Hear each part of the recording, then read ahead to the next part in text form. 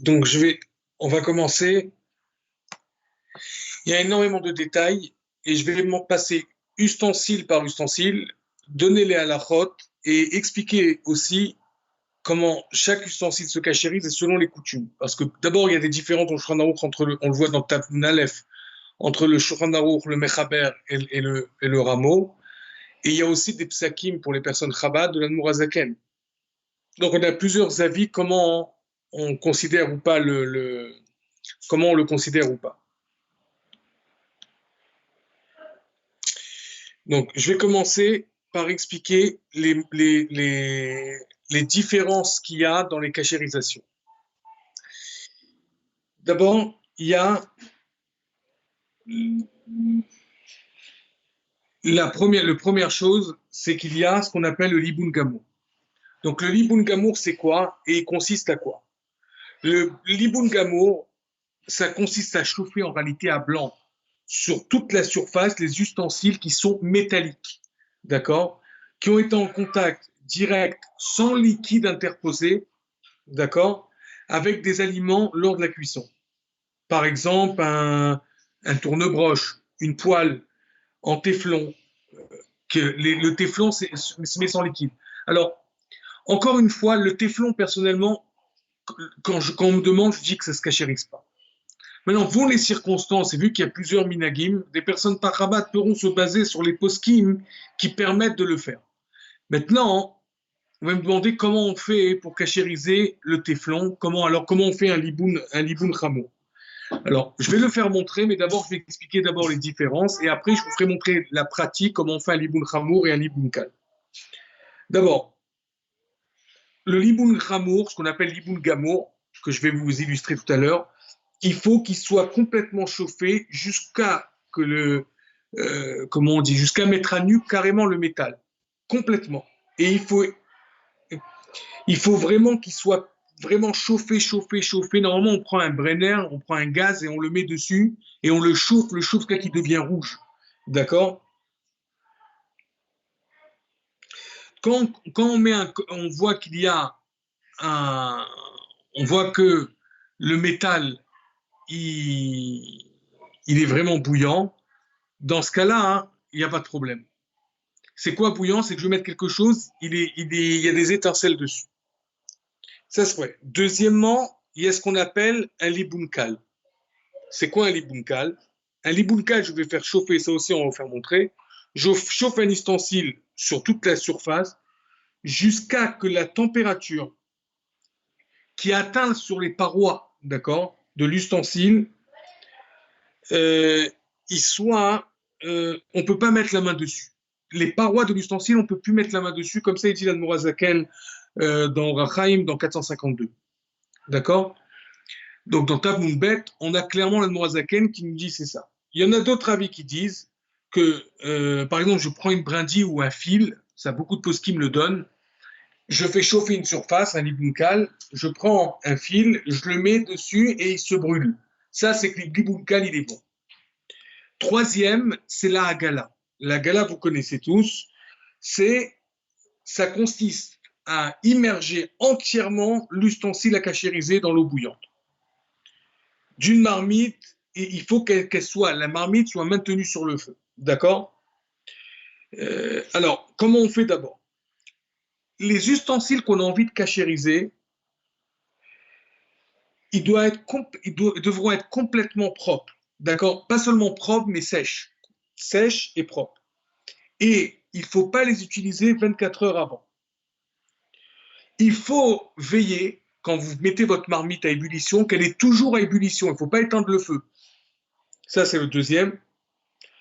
Alors, maintenant, on a des grands problèmes. C'est quoi le problème?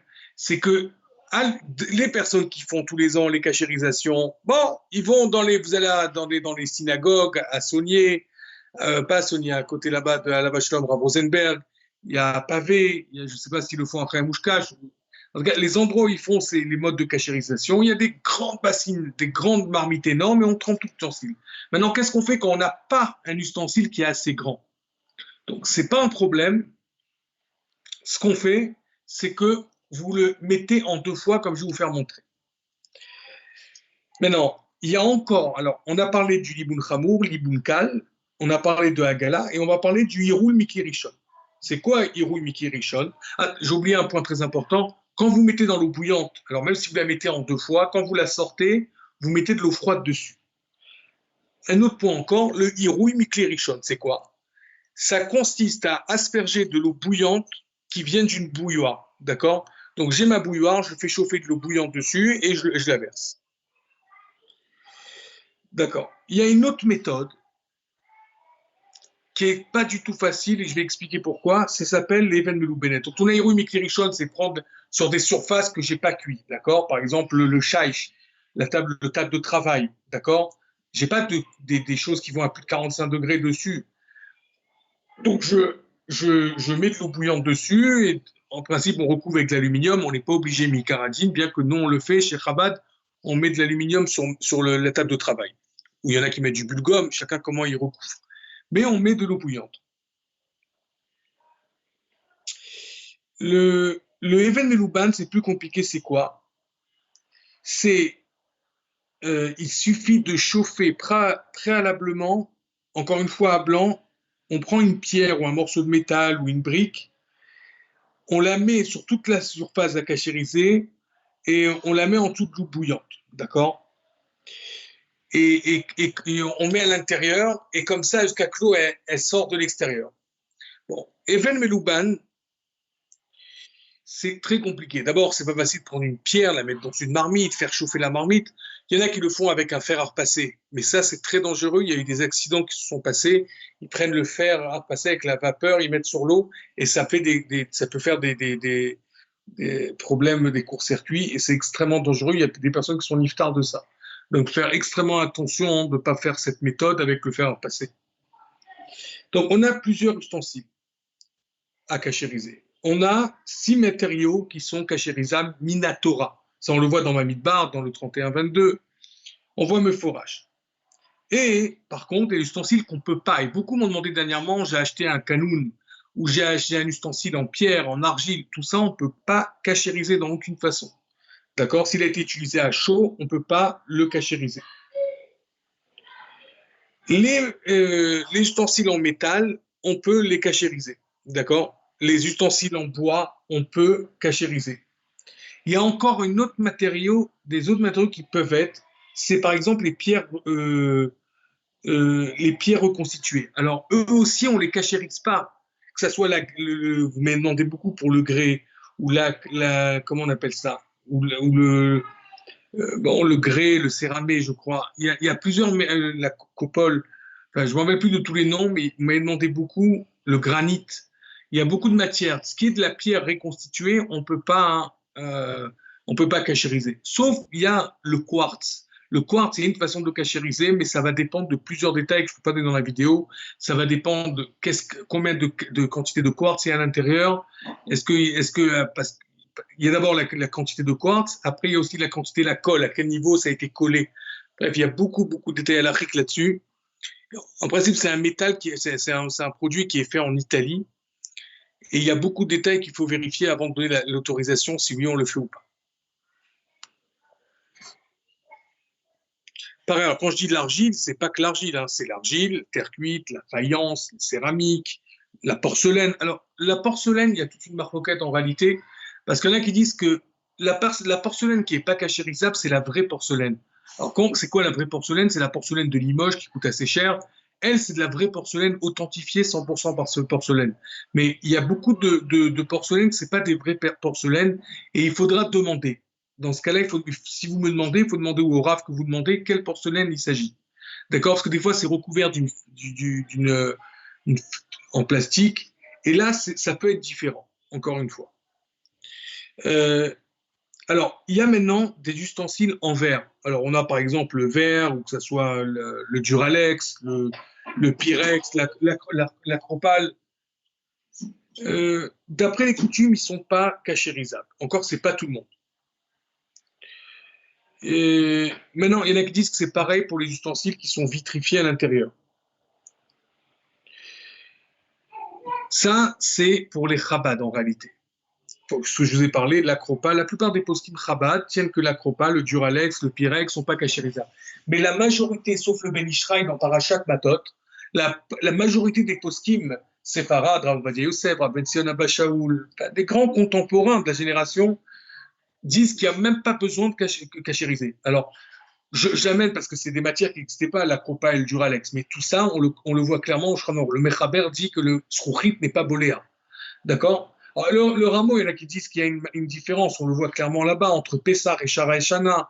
Il dit que dans l'année, ça se cachérise, c'est seulement à Pessah que le rameau, il serait mahmir. Il y a une grande discussion. En tout cas, pour le Mechaber, à part le Ben Ishraï, on n'a pas besoin de cachériser Bichlal, le verre. Ça suffit de nettoyer puisqu'il n'absorbe pas le verre. Le caoutchouc. Alors, le plastique d'abord. On va parler du plastique. Le plastique, c'est une grande discussion entre les poskim. Je vais vous dire l'avis de la majorité et comment personnellement, je tranche quand on me demande. Ça dépend du plastique. Si on a du plastique qui n'est pas, que si je vais le cachériser, il va se bousiller, d'accord? Dans ce cas-là, il n'est pas cachérisable. Un plastique que je mets au feu, d'accord, je mets dans un four, c'est aussi un problème. Parce que même s'il peut se cachériser avec un liboun, d'accord, admettons, je vais mettre le pyrolyse, on va en parler tout à l'heure du pyrolyse, il risque de s'abîmer.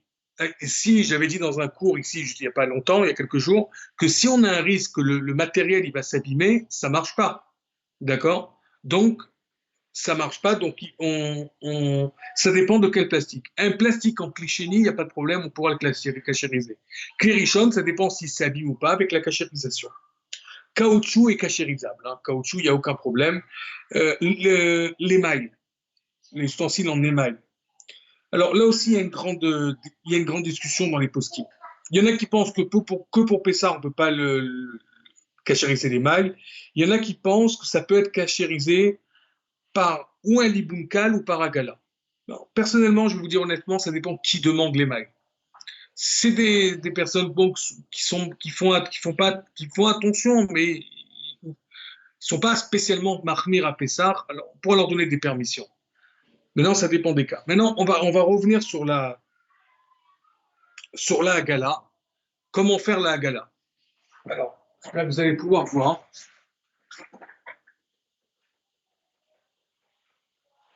Voilà. Là, j'ai pris une marmite. Vous prenez une cuillère, d'accord? Je ne sais pas si vous arrivez à bien voir. Je prends une cuillère. Normalement, la cuillère, vous voyez, la cuillère, je ne la prends pas avec mes mains. Vous la prendrez avec une petite pince. Alors, je ne vois pas ici si j'ai une pince ou pas. D'accord? Vous prendrez une petite pince ou quelque chose comme ça. Moi, là, j'ai pas de pince. Donc, je vais mettre ça comme ça. D'accord? Et vous la trempez à l'intérieur de l'eau. D'accord? Vous voyez, là, l'eau, elle n'est pas encore vraiment ébullition. Elle commence. Donc, on attend qu'elle ait ébullition. Je ne l'ai pas utilisée 24 heures. Je la trempe à l'intérieur. Vous voyez, c'est très simple. Je trempe à l'intérieur. Je la sors. Alors, je la pose. Maintenant, vous avez vu, je l'ai posée sur le plan de travail. Concrètement, l'idéal, on est marmire, c'est pas obligé, mais de mettre un papier aluminium quand vous sortez les ustensiles et vous les mettez ici. Une fois que vous aurez mis les ustensiles là, vous les mettez tous et vous les lavez à l'eau froide une fois que vous aurez fini. Ça, c'est pour la Hagala. Comment je fais un liboun chameau?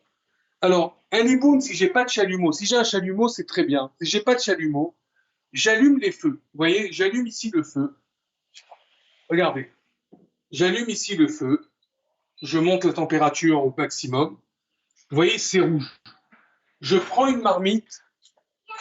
Je vais prendre, par exemple, je veux cachériser, admettons, je veux cachériser cette casserole. Donc, je la prends. Vous faites attention. Vous l'aurez lavé avant, bien sûr, toujours le système des 24 heures, sans utilisation.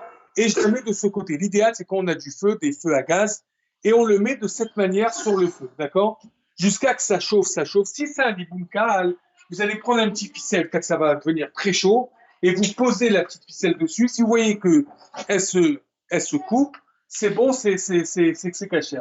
Liboun Ramo, il faut vraiment que ça soit très très chaud, ça soit très très chaud, de telle manière de telle manière à ce que ça soit rouge. C'est vraiment, c'est devenu, donc c'est bien qu'on a encore une fois, c'est plus compliqué avec ce feu, c'est plus facile quand on a du gaz. Quand on a du gaz, vous pouvez allumer les chatzuvot, comme on dit en hébreu, le gaz, vous le faites chauffer bien, bien comme il faut, et dans ce cas-là, vous mettez dessus vous mettez dessus les choses, vous mettez là par exemple une tefale, vous la mettez de l'autre côté, vous avez compris comme ça vous faites.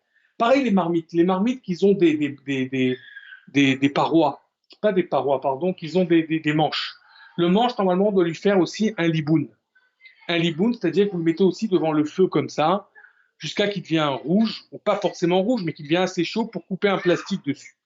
Il faut savoir que, comme il dit l'Admorazaken, comme il dit le Tzemar Tzedek, tout ce qui marche en Agala, tout ce qui marche Be'agala, il marche il marche aussi Belibunkal. Donc, si vous n'avez pas la force de faire un libunkal, de faire un Agala, pardon, de l'eau bouillante, vous pouvez faire le libunkal. Je vais vous faire montrer quelque chose d'autre, c'est le four. Le four, quand on a le pyrolyse, on met le pyrolyse de chaleur maximale. Par contre, on a un problème, c'est avec les tavniotes, les plateaux. Ça se cachérise pas. Donc, normalement, parce que ça s'abîme à la cachette, ça s'abîme au pyrolyse, donc normalement, il faut avoir des nouveaux. Si on n'a pas de nouveaux, on me demandera en privé, j'expliquerai comment faire.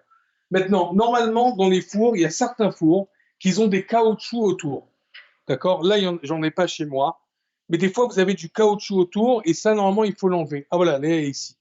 Si je cachérise mon four, normalement, il faut que j'enlève, vous voyez, il faut que j'enlève ce caoutchouc.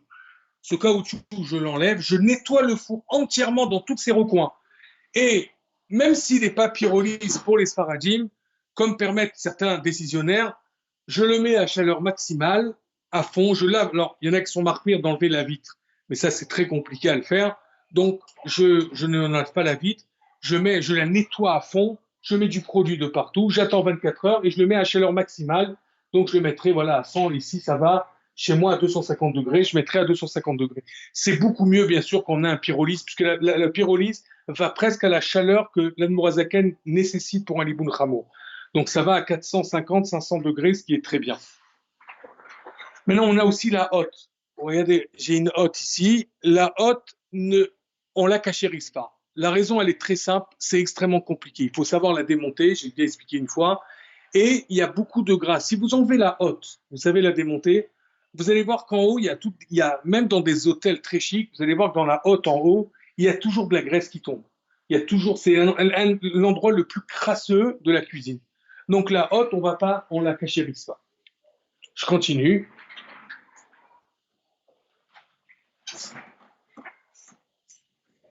Donc, ce que je vous ai fait montrer avec la marmite, ça peut se faire avec toutes les marmites, avec ça peut se faire aussi avec des couteaux, ça peut se faire avec tous les ustensiles. Quand même baisser. Voilà, là, on est déjà à l'ébullition là-bas.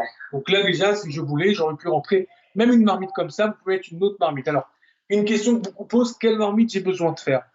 On n'a pas besoin en réalité d'avoir une marmite cachère les Pessar forcément pour la gala. Si vous avez une marmite cachère les Pessar, très bien. Sinon, vous pouvez mettre une marmite Rametz et faire la gala dans la marmite Rametz. Alors, je continue. La cachérisation, de toute façon, le clal, il est très simple, je l'ai dit la dernière fois dans le cours, c'est selon le mode d'utilisation. Là, comme la dit, Kebolo, Karpolto. De la même manière qu'il a absorbé, il va relâcher l'interdit. Il va, pas l'interdit, mais il va ressentir le goût absorbé.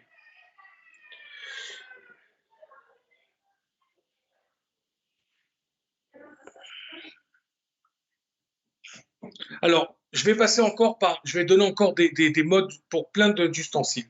On va aller, j'ai fait ici un petit tableau ici devant moi. Cachériser les grilles. Alors, les grilles de la gazinière. Les grilles de la gazinière, moi, vous avez vu, je vous aurais fait montrer, mais j'ai pas de gazinière. C'est selon un liboun gamour, d'après l'Admorazaken. D'après d'autres avis. Alors, liboun gamour, je vous ai expliqué. Hein, vous mettez les feux à fond dans les feux. Si vous avez un chalumeau, très bien. Sinon, vous allumez les feux de gaz et qui vous chauffent bien, bien tous les parois de la gazinière, toute la grille de la gazinière. D'accord? Mais d'après d'autres poskim, c'est pas liboun gamour. On peut faire un liboun kal, ça suffit.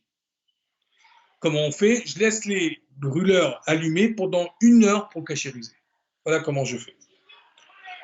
Maintenant, les surfaces émaillées, ça suffit par les boucanes. Pas obligé Mamashi Boukan, on peut faire aussi un Clérichon pour toutes les surfaces. Alors, il faut bien nettoyer et recouvrir les boutons de commande, d'accord? Une cuisinière électrique. Alors, la cuisinière électrique vous faire fonctionner les éléments de cuisson à la température maximale pendant 1 heure, comme je vous ai expliqué tout à l'heure.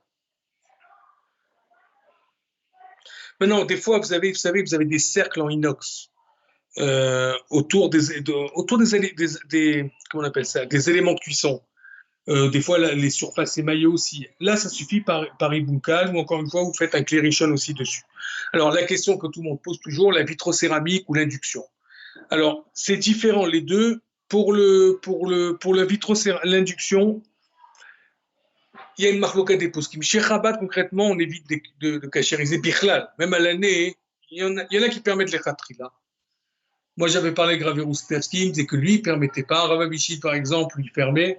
Moi, de ce que personnellement, j'ai lu, Nochia Katan, de ce que j'ai lu dans les poskim, Béchat Tatrak, on peut le cachériser. Si vraiment il y a un besoin, ce n'est pas les khatri, là, je vais dans un camp de vacances, je cachérise. J'ai besoin, par inadvertance, j'ai versé du lait, je ne sais pas, je me suis trompé, là, je le cachérise. Mais pas les khatri, la cachériser. Pessah, on s'abstiendra, sauf si on n'a vraiment aucun choix de cuisson.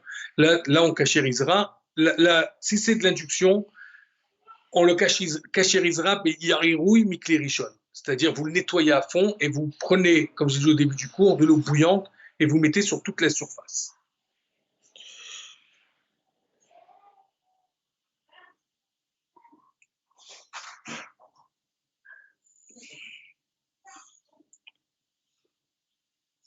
Alors, on parlait tout à l'heure pour le pyrolyse. Celui-là qui a un four en pyrolyse, il y a plusieurs. D'abord, vous mettrez comment vous faites avec votre pyrolyse? Vous mettez le four en mode pyrolyse. Alors, ça va être assez long. C'est pendant 2 bonnes heures, voire 3 heures. Jusqu'à que vraiment le four est nickel. Quand je dis nickel, c'est-à-dire qu'il est vraiment irréprochable. De manière irréprochable, vous faites le cycle de pyrolyse, hein, tout simplement, vous le connaissez, vous êtes déjà servi. C'est bien de recouvrir les parois à l'intérieur de la porte, vitrée du four d'une couche aluminium épais. Comme j'ai dit, il y en a carrément, ils enlèvent la vitre. Alors, on va pas faire comme ça, on va faire de cette manière-là. C'est bien de changer les grilles à l'intérieur, les étagères de cuisson.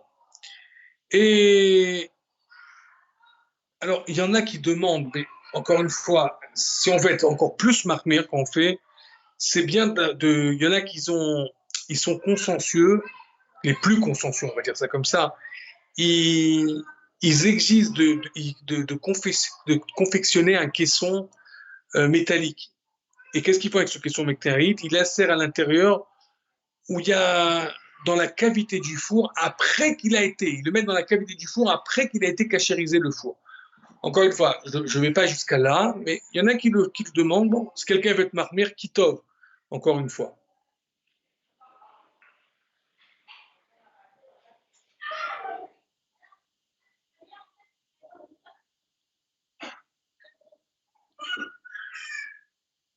Donc voilà, ce que je vous ai dit avec le pyrolyse, je ne vais pas revenir, c'est la même chose que je vous avais expliqué pour le four avec le caoutchouc.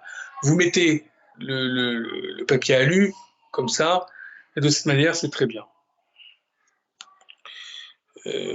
Maintenant, on a une autre question qui vient beaucoup dernièrement, c'est sur les petits appareils électroménagers.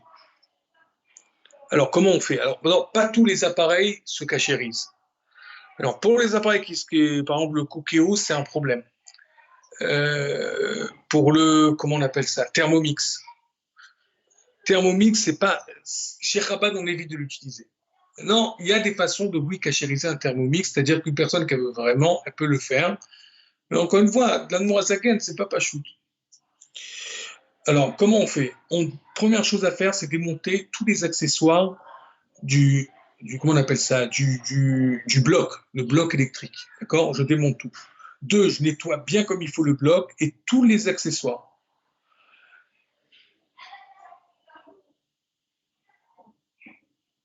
Sauf, alors ça attention, hein, si maman, j'ai utilisé l'appareil juste avant Pessah avec de la farine, c'est un problème d'utiliser à Pessah, même le cachériser. Il faut vraiment qu'il n'a pas été utilisé à un certain moment avant. Je démonte tout et je nettoie à l'intérieur comme il se doit. Il faut cachériser le bol, d'accord, de l'ustensile comme le bol Thermomix ou le bol de Kenoud et les lames par agala. Agala, comme je vous ai fait montrer, dans l'eau bouillante, d'accord? il faut, euh, il faut cachériser les accessoires de cou qui comportant des, je sais pas. Alors là ici, il y a une liane de cachériser aussi certains ustensiles, mais je ne sais pas, ça va être trop long. Certains ustensiles, c'est avec du libouncal, certains endroits. Par exemple, les parois, euh, par exemple, les accessoires de coupe. D'accord? Ça, c'est quand ils ont vraiment des comment on appelle ça? Des perforations ou des reliefs particuliers.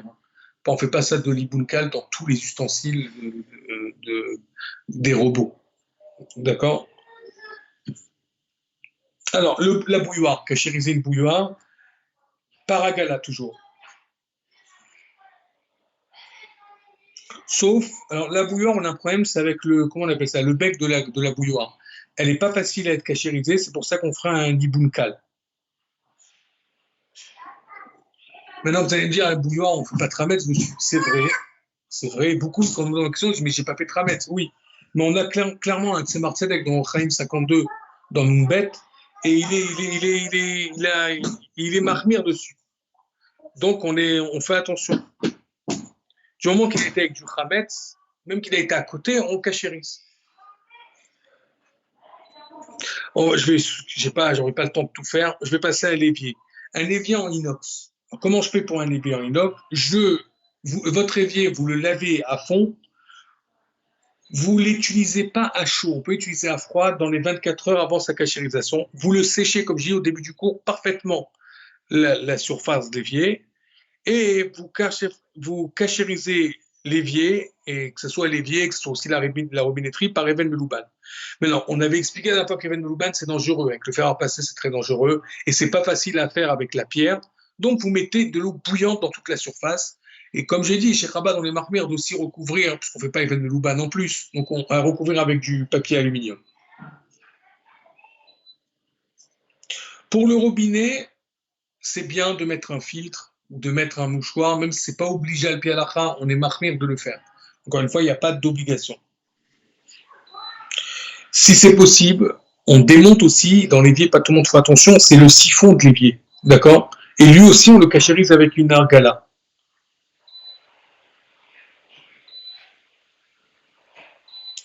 Donc, encore une fois, chez Chabad, on fait plus que ça. C'est pas seulement cachériser le siphon.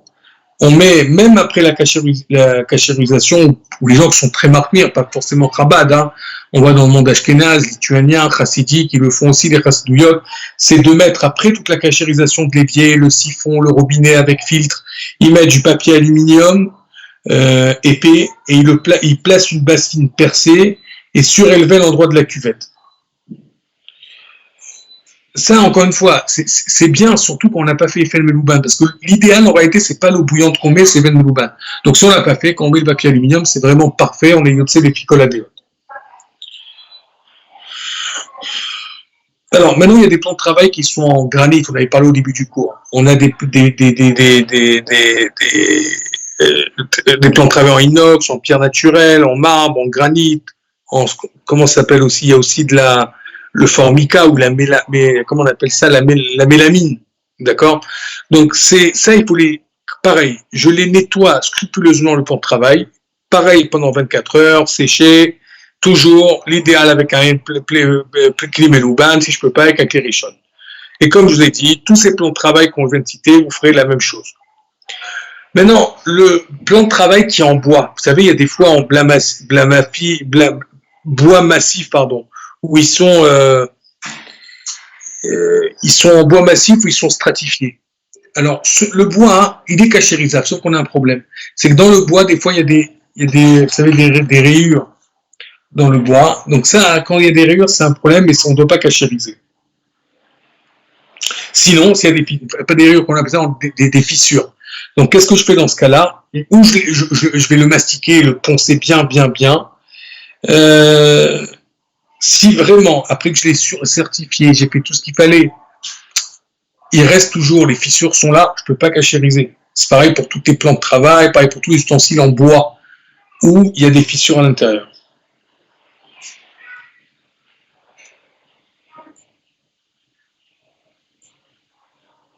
Alors, ce que je fais, si j'ai un truc en bois de travail, ou pareil, hein, pour le plan de travail, vous savez, en pierre artificielle, en grès, en cérame ou en carrel, alors, carrelé, euh, il y a aussi le corel en Israël. Alors, ça aussi, ça se cachérise pas. Vous nettoyez à fond et vous recouvrez le papier alu, etc.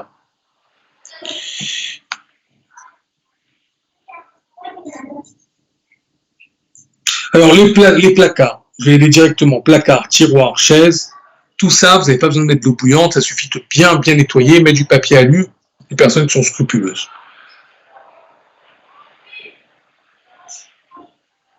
Pour les poils, il y en a qui disent qu'il faut un liboun gamour, il y en a qui disent qu'il faut un agala. Après, il y a une différence, c'est des poils en téflon. Quand c'est une poêle en téflon, personnellement, je demande de ne pas cachériser. Après, encore, comme je dis au début du cours, on pourra le faire avec un liboun chamour. Je vous ai fait montrer comment on le fait tout à l'heure. C'est le mettre sur le feu que j'allume, le mettre de tous les côtés jusqu'à qu'il devienne vraiment bouillant, chaud. Alors, il y a aussi un ustensile qui n'est pas facile du tout à démonter. Il faut avoir une certaine maîtrise, une certaine expérience. C'est la cocotte minute.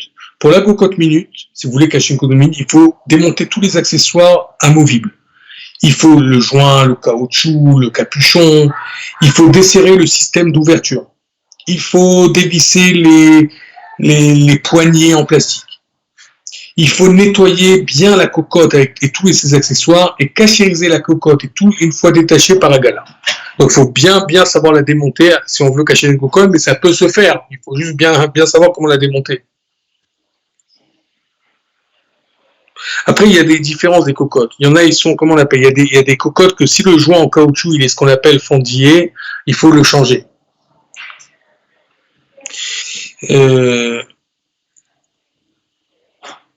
Tous les endroits qui sont difficiles d'accès, par exemple, vous savez, l'orifice d'évaporation à l'intérieur du capuchon.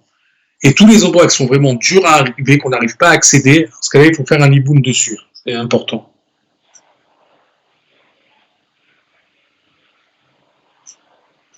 Alors, les serviettes, les torchons et le nappage, tout ça, on peut le cachériser tout simplement, on le lave à l'eau chaude bien comme il faut. Encore une fois, chez Chabad, on est marqué d'avoir des nouveaux ustensiles, des nouveaux torchons, des nouvelles serviettes. Mais sachez que ça peut se cachériser. Bon, voilà, j'ai fait une belle partie. On fera, si Dieu veut, une autre partie après.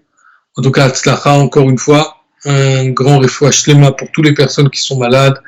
Kadosh Baruch Hu envoie une guérison complète. Et que, comme c'est marqué, qu'avant ce Pessah, on n'a même pas besoin de cachériser, qu'on puisse manger tous ensemble bientôt les corbanotes, très prochainement avec Mashiach à notre tête et le Rabbi à notre tête. Pessah Kasher Vesamer.